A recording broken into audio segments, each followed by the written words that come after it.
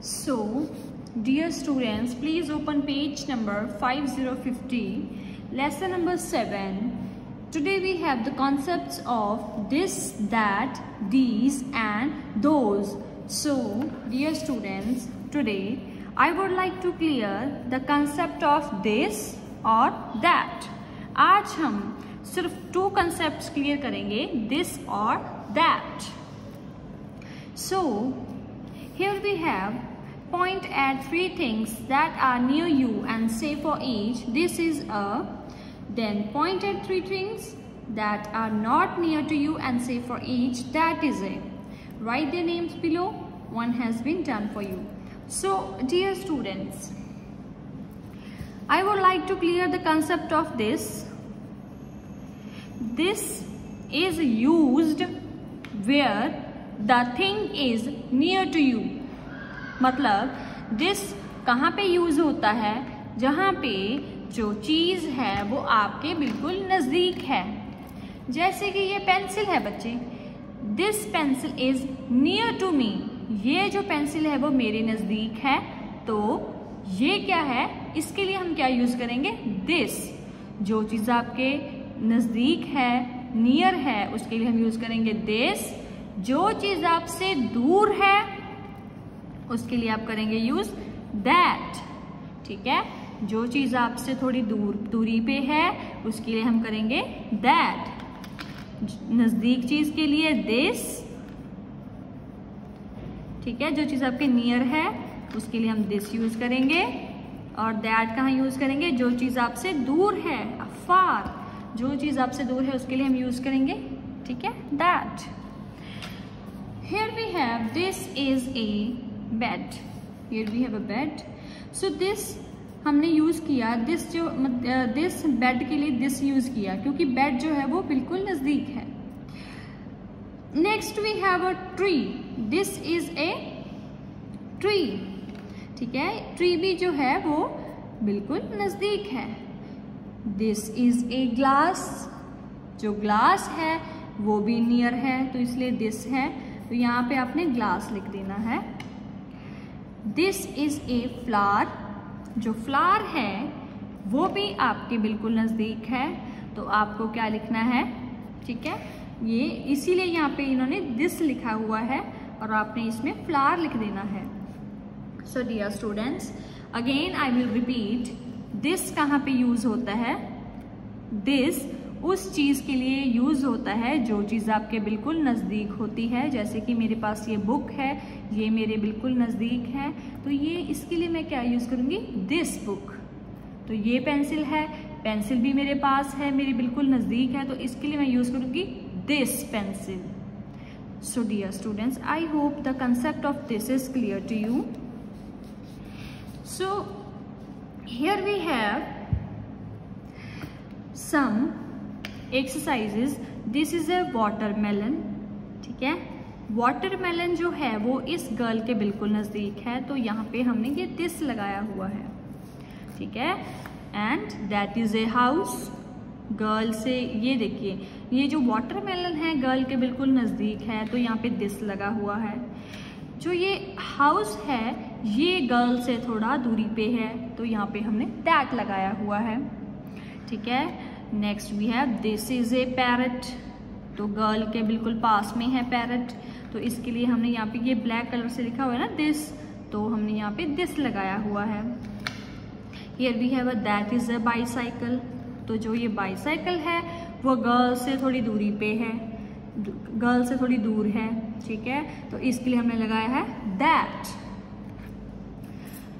Here we have practice. मैच the expressions below with the correct pictures.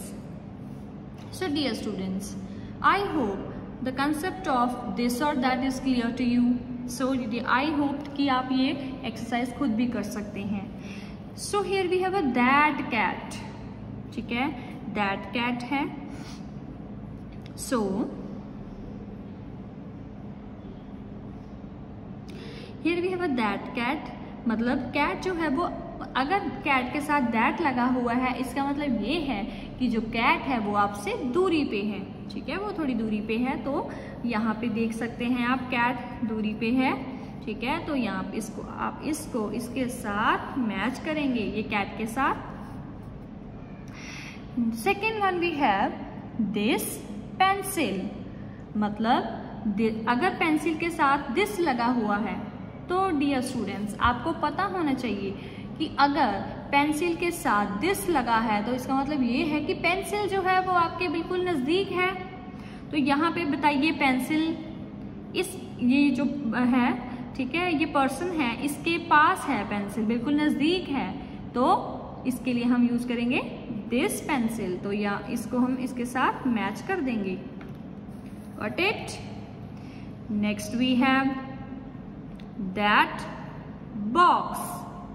तो बच्चे box के साथ दैट लगा हुआ है, तो अगर बॉक्स के साथ दैट लगा हुआ है इट मीन्स कि जो बॉक्स है वो आपसे थोड़ी सी दूरी पे है।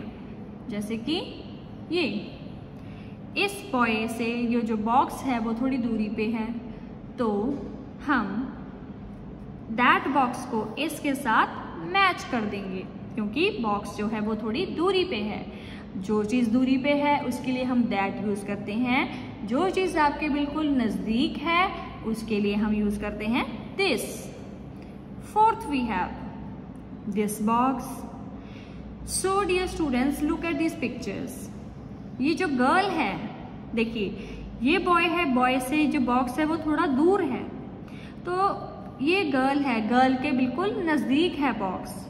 तो मैंने आपको बताया था कि अगर बॉक्स दूर है तो उसके लिए हमने दैट यूज़ किया। अगर बॉक्स आपके बिल्कुल नज़दीक है, किसी के भी नज़दीक है, तो उसके लिए हम दिस यूज़ करेंगे। तो ये देखिए गर्ल के बिल्कुल नज़दीक है ना बॉक्स, तो आपको दिस बॉक्स को इसके साथ मैच कर देना है। Got it? Next we have this cat. तो कैट के साथ बच्चे दिस लगा हुआ है, तो दिस कैट मीन्स कैट जो है वो बिल्कुल नज़दीक है। तो आप इस पिक्चर में देखिए कि लड़की के जो कैट है वो नज़दीक है ना, यहाँ पे बिल्कुल उसके नेड़े है, उसके नज़दीक है, नियर है। तो आपको दिस कैट को इसके साथ मैच कर देना है। So dear students, I hope the concept of this and that are clear to you. So in our next assignment we will clear the concept of these and those. So please revise and do practice of this or that concept. this कहाँ पे use होता है? जो चीज आपके नजदीक है उसके लिए हम this यूज करेंगे। that जो चीज आपसे दूर है उसके लिए हम that यूज करेंगे। So dear students,